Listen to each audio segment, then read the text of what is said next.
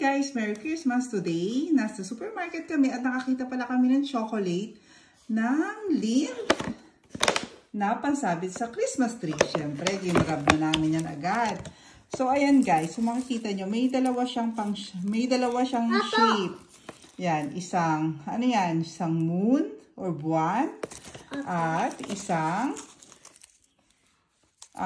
bells design. So, yan.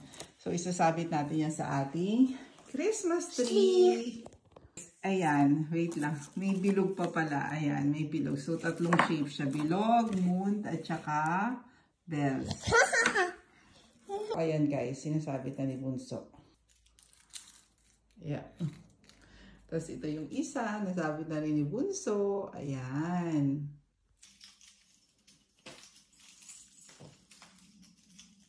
So, ayan guys, nakasabit na aming mga tsokolate. So, pag may nagutom na mga pusa na batang maliliit, kukuha lang ng tsokolate sa ating Christmas tree. So, guys, Merry Christmas! Merry Christmas!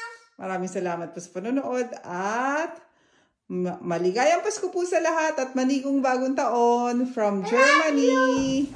Bye!